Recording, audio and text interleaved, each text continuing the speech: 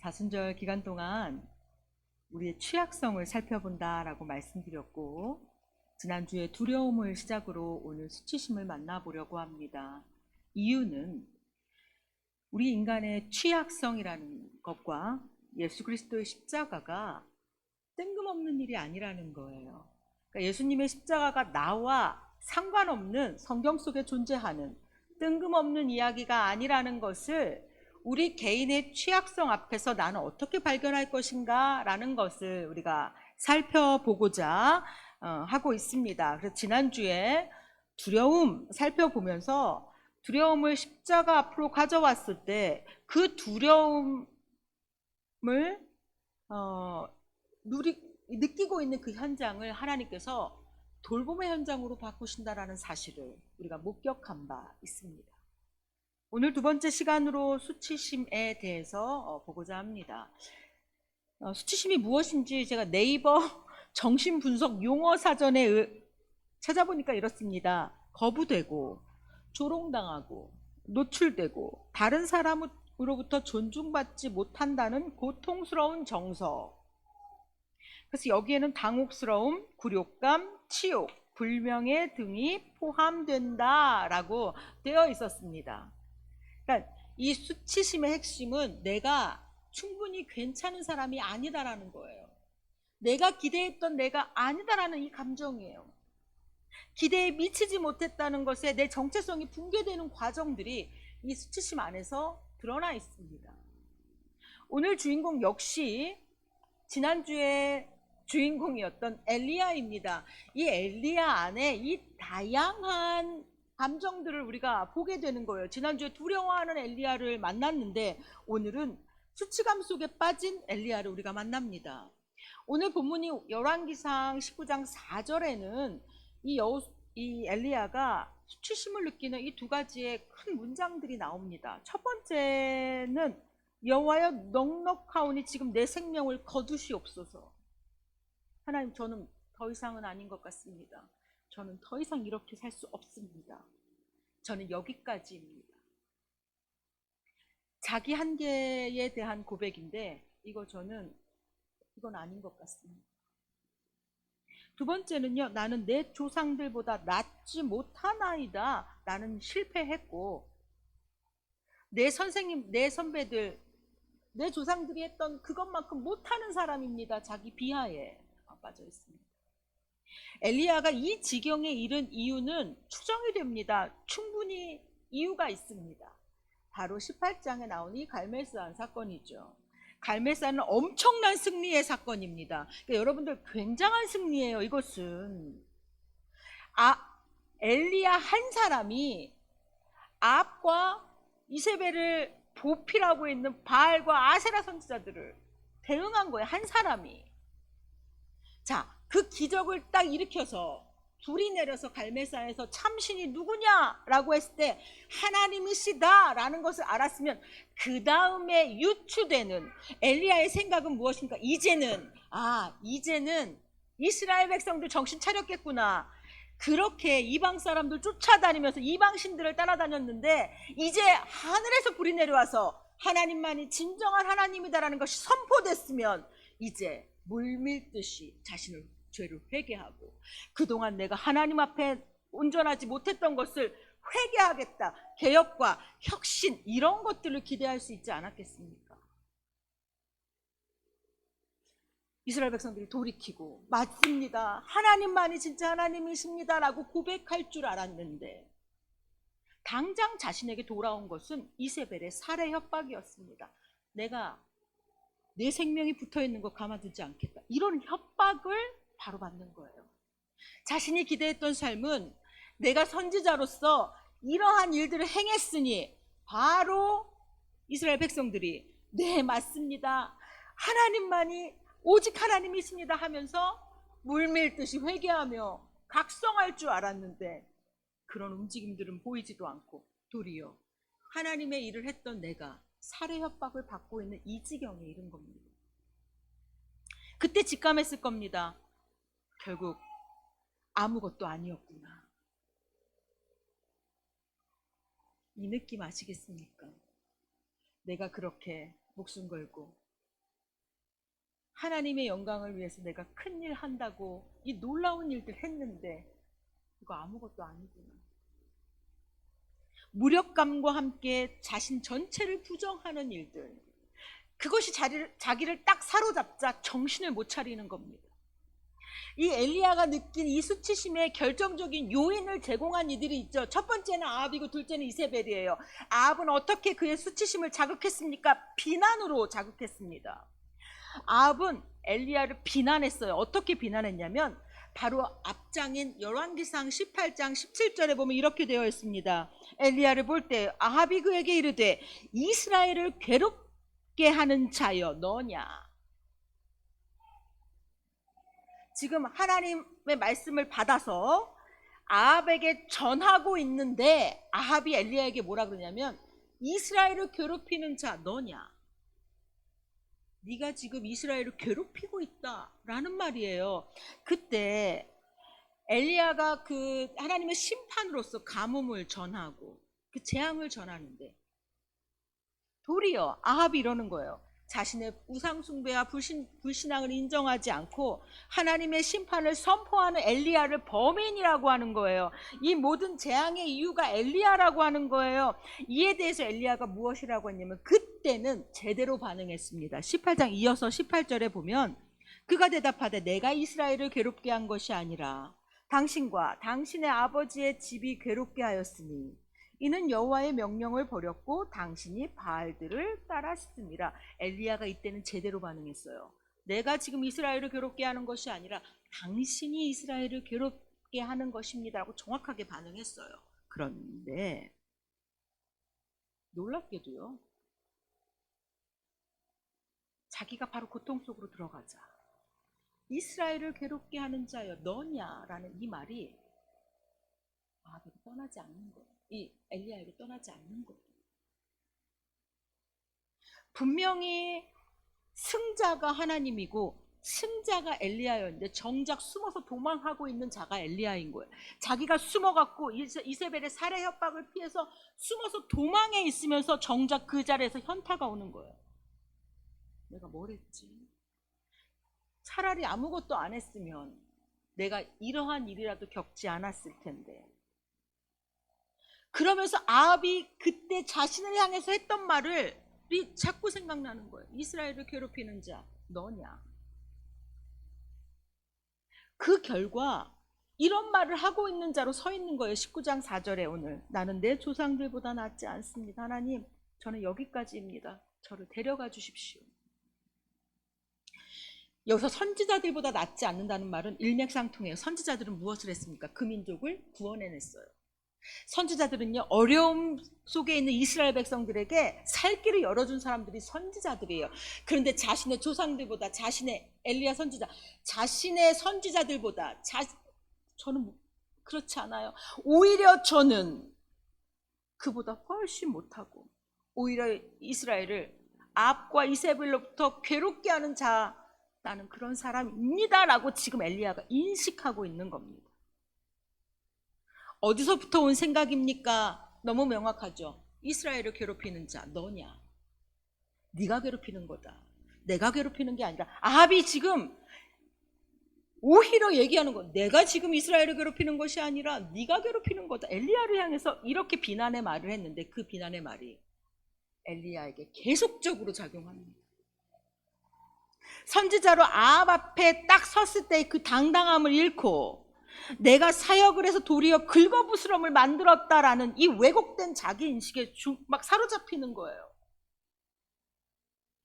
이세벨은 어떻습니까? 이세벨은요, 수치심을, 이 엘리야의 수치심을 공포와 결합시켜서요 극한으로 몰아넣습니다. 내가 이세벨의 잔인함을 잘 알고 있었던 엘리야였기 때문에 이세벨의 한마디는 너무 큰 공포로 다가오는 겁니다. 갈멜살의 불의 이적으로 입증된 선지자의 이 권위가 왕비의 말 한마디에 여지없이 무너지는 겁니다.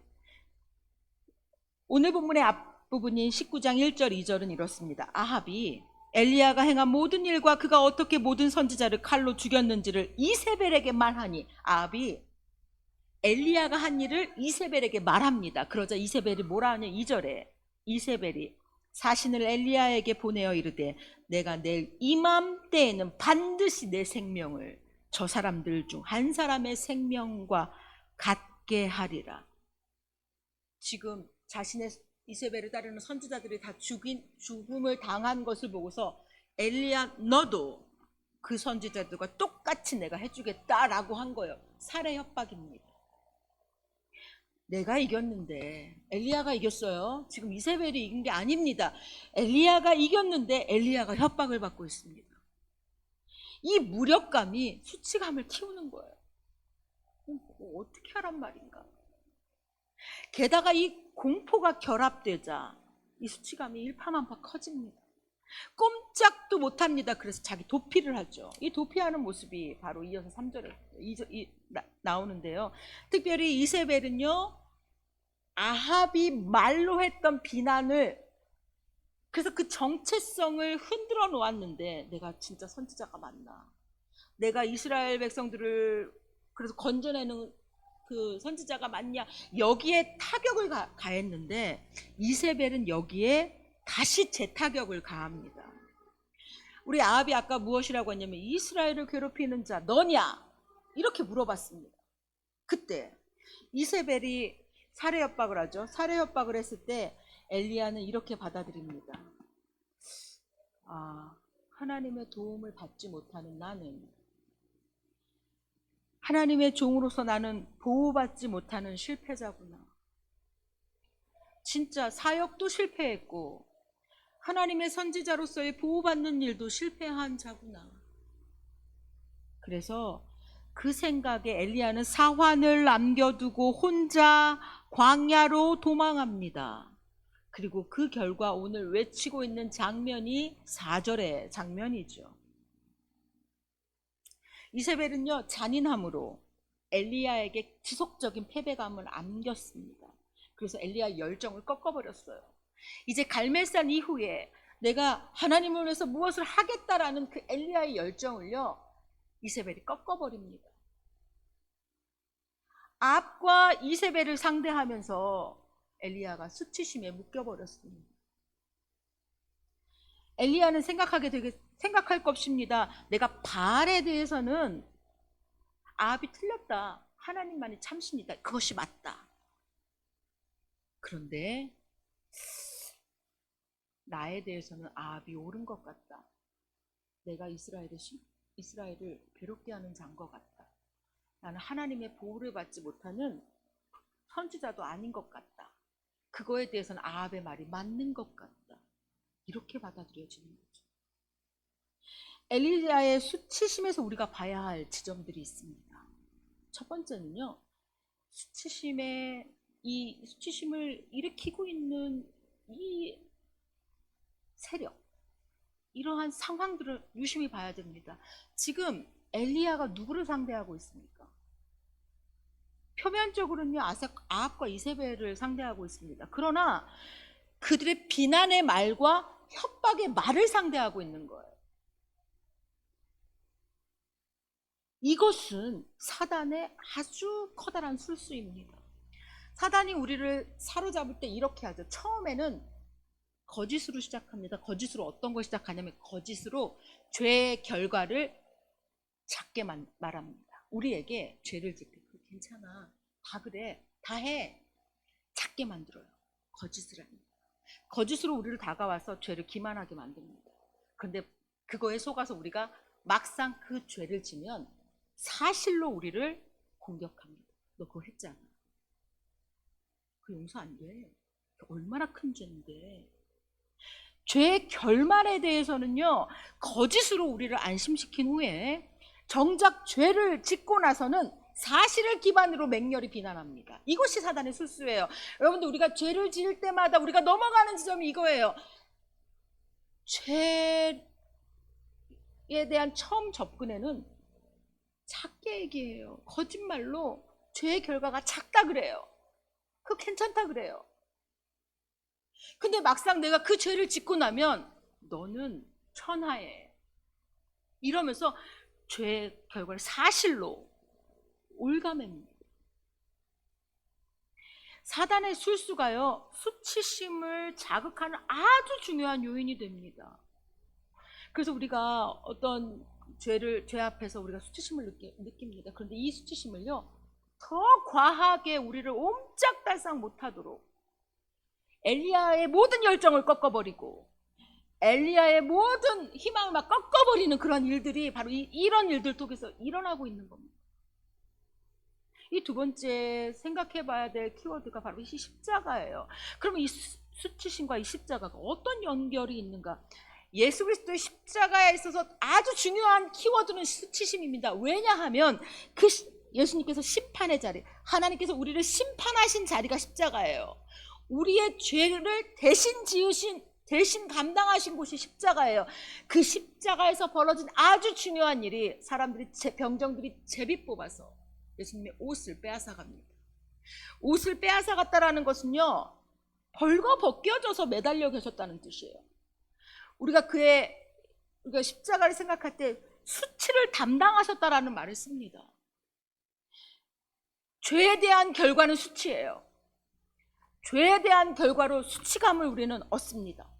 그런데 예수님의 십자가에서 우리가 간과하지 말아야 될 것은 그가 우리의 수치까지도 가져가셨다는 것. 로마 군인들이요, 단순히 이렇게 옷만 빼앗은 것이 아니라, 여러분들 우리 사복음서 읽으면 아시겠지만 굴욕적으로 네가 왕이냐, 내려와 봐라, 아주 굴욕적인 말들과 행위로서 예수님에게 모든 수치를 가합니다. 십자가는 편하게 매달려 있던 곳이 아니어서 아픔만이 아니라 수치감이 벌어졌던 곳입니다.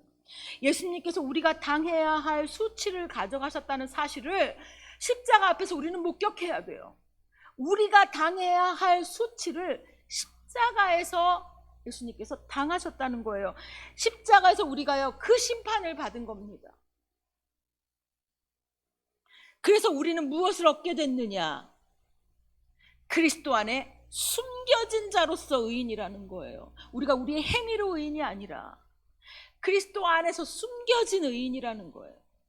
우리의 의로움은 그리스도 안에서 주어진 것이고, 이 사실이 우리를 수치에서 해방시킨다는 겁니다. 이러한 존재가 되었다는 것, 성도가 이러한 존재가 되었다는 사실은요, 우리를 어디로 이끄냐면 책임감으로 이끕니다. 내가 어떻게 살아야 될까? 나의 수치를 가져가신 예수님 앞에서 나는 그럼 어떻게 살아야 될까? 우리를요, 그냥 살게 하지 않는 거예요. 로마서 14장 10절에는 이렇게 말합니다. 내가 어찌하여 형제를 비판하느냐? 어찌하여 내 형제를 업신여기느냐? 우리가 다 하나님의 심판대 앞에 서리라. 이 심판대, 예수님이 십자가가 우리의 수치를 가져간 현장이라는 것을 깨달을 때 우리가 어떤 책임감을 갖느냐? 내가 종말에 하나님의 심판대 앞에 서는 사람으로서 내가 지금 여기서 어떻게 살아가야 할 것인가? 남을 비판하고 남을 심판하는 데서 걷어져서 나는 어떻게 살아가야 되는가에 대한 아주 중요한 고민은 이 수치심을 기억하는 자리로부터 시작됩니다. 그래서 세 번째 키워드가 바로 심판대라는 거예요. 왜 수치심이 심판대와 연결되냐면, 수치심은요, 자기를 심판대에 세우는 행위예요. 누군가가 나를 계속 심판대에 세우는 거야. 너 그거 잘못돼서 넌 그런 사람이야. 우리는요, 다른 사람들의 말에 의해서 계속적으로 심판대에 섭니다. 또 그 말을 듣고 나서 내가 나를 심판대에 세워요. 내가 이스라엘을 괴롭히는 자, 나야 나. 이렇게 자신을 심판대에 세웁니다. 그런데요, 우리에게 심판대는 마지막 종말에 하나님 앞에 서는 심판대라는 사실을 우리가 그 방향으로 우리가 생각해야 합니다. 오늘 또 하나의 본문이었던 양과 염소의 비유에서요, 아주 중요한 비유, 저는 오늘 심판대와 관련돼서 말씀을 드릴 건데요, 양이라고 분류된 사람들과 염소라고 분류된 사람들이 이렇게 갈라져요. 하나님의 그 종말의 때는 갈라집니다. 그런데 놀라운 장면이 나타나요. 하나님께서 이 양으로 분류된 자들을 칭찬하는 내용에, 이 35절부터 36절이죠. 여러분들 한번 같이 읽겠습니다. 35절부터 36절입니다. 시작.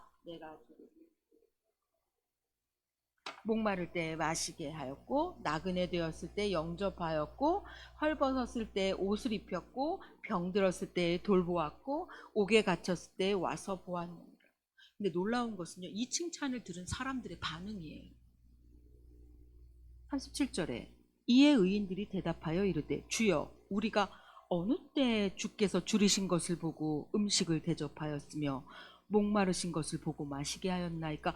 어느 때에 나그네 되신 것을 영접하였으며 헐벗으신 것을 보고 옷 입혔나이까. 어느 때에 병드신 것이나 옥에 갇히신 것을 보고 가서 배웠나이까 하리니.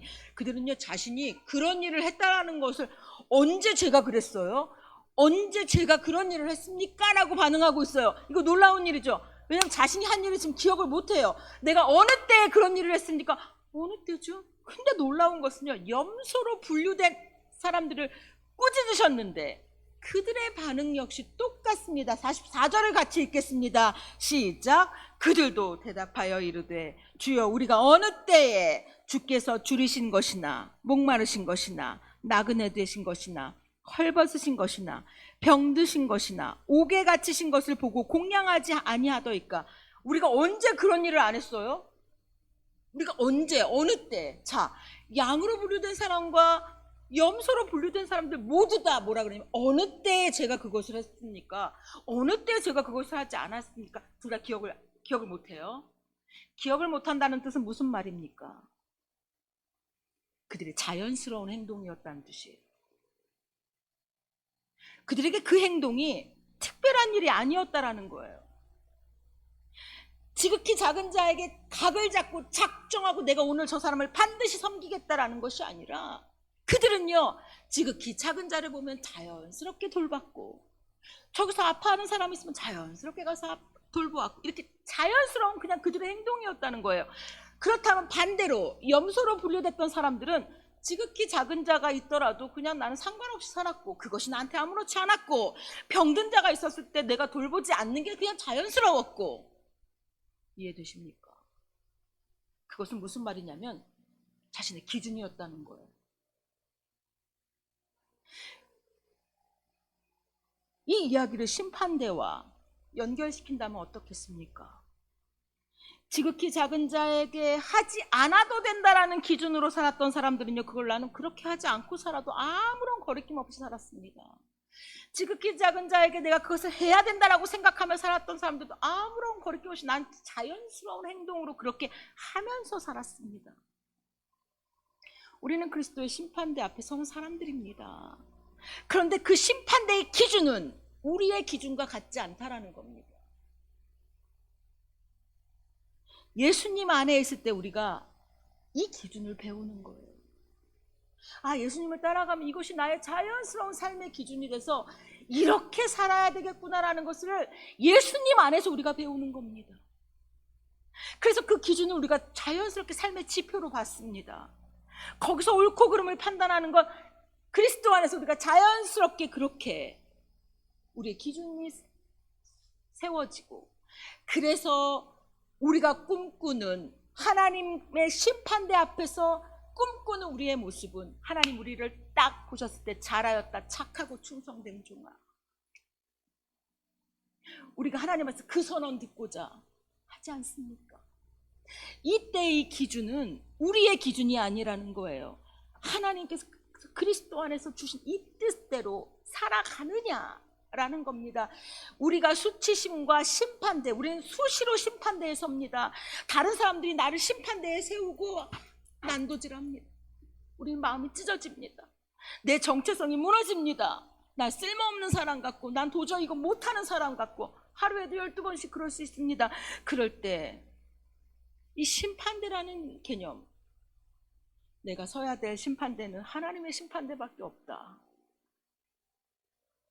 내 수치심이 나를 무너뜨릴 수 없다 라는 것을 기억해야 합니다. 예수님은 빌라도의 법정에서도 초연하게 담당하셨어요. 왜냐하면 세상의 기준이 아니라 하나님의 기준으로 판결을 받겠다라는 것이기 때문이었어요. 엘리야가 아합 앞에 담대하게 설 수 있었던 이유는요, 자신이 하나님 앞에 서 있었다라는 것 때문에 당당하게 설 수 있었어요. 그런데 그것이 갑자기 말과 이 협박에 무너지면서요, 아합 앞에 딱 섰다라고 생각하니까 그때부터 무너지는 거예요.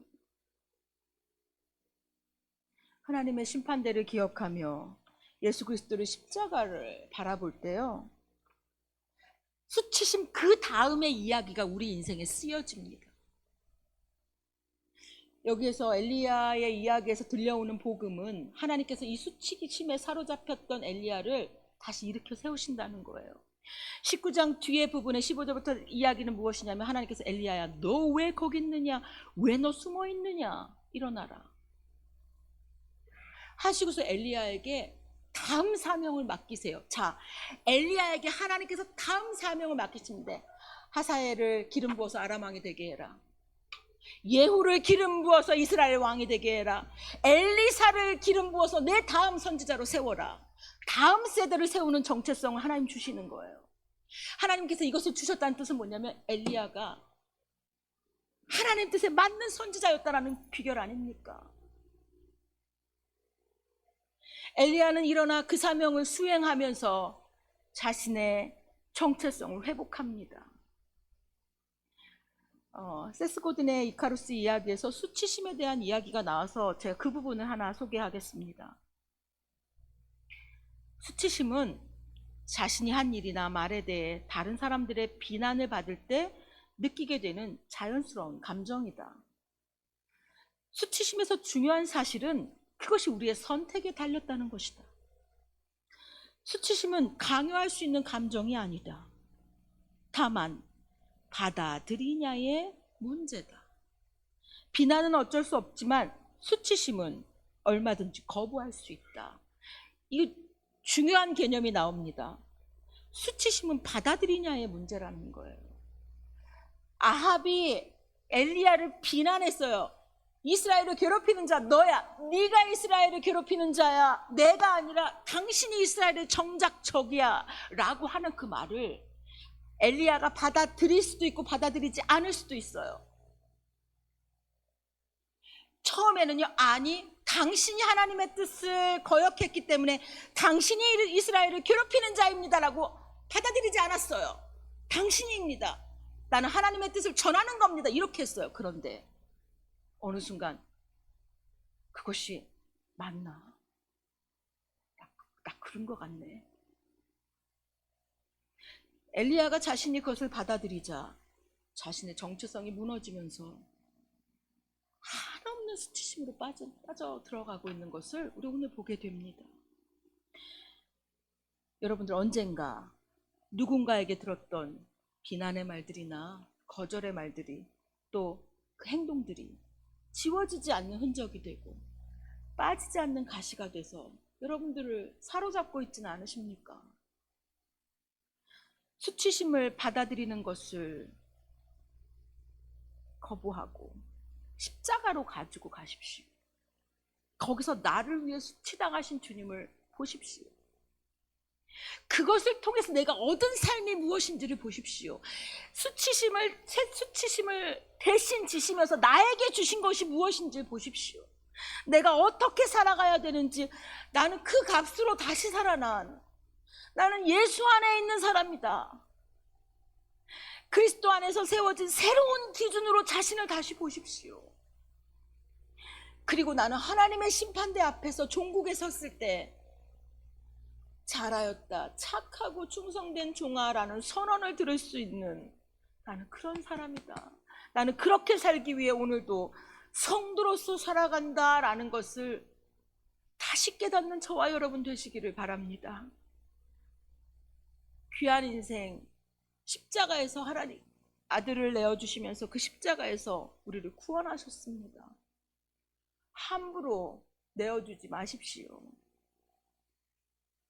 십자가 앞에서 나를 대신해서 수치를 당하신 예수 그리스도를 기억하시면서 그분께서 그렇게 내게 주시려고 했던 그 삶을 진지하게 받으십시오. 그리고 그 책임감으로 살아가십시오. 이 시간 함께 기도하겠습니다. 특별히 이러한 감정들을 놓고 우리가 기도하는 일이 쉽지가 않습니다. 이것이 그냥 한낱 나에게 일어난 감정이다라고 치부할 수 있는데요. 이 시간 기도할 수 있는데 이 찬양 1절을 부르고 함께 기도할 겁니다. 우리 안에 있는 풀리지 않는, 해결되지 않는, 그래서 십자가가 나와 동떨어진 사건으로 경험되는, 그럴 때 기도할 겁니다. 기도할 수 있는데 왜 걱정하십니까? 기도하면서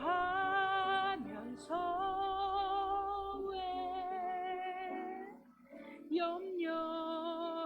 기도할 수 있는데 왜 실망하십니까? 기도할 수 있는데 왜 실망하십니까? 기도하면서 왜 방황하십니까?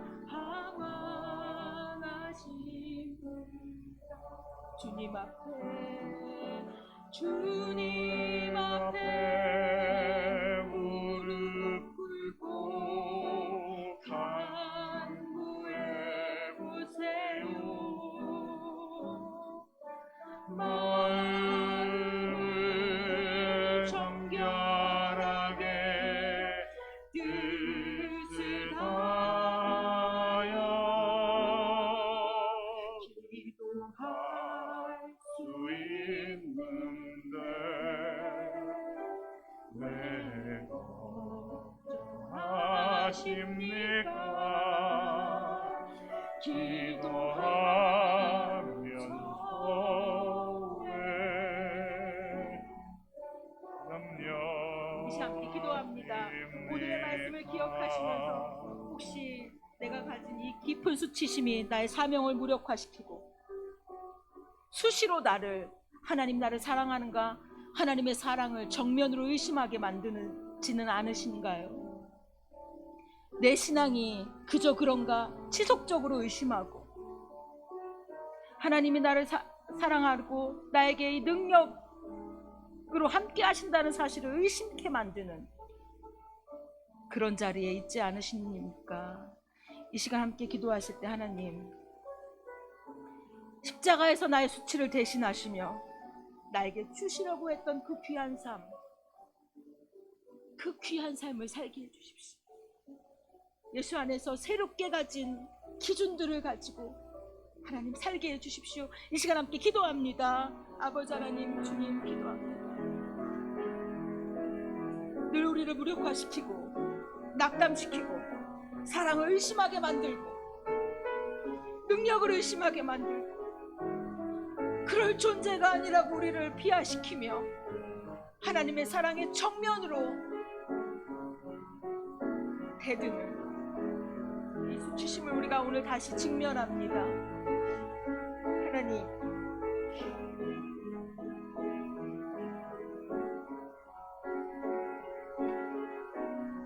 나의 수치심 대신하신 예수님을 만나고 사랑하신 하나님의 사랑을 살게 주시옵소서. 십자가의 그 사랑 앞에 다시 일어납니다.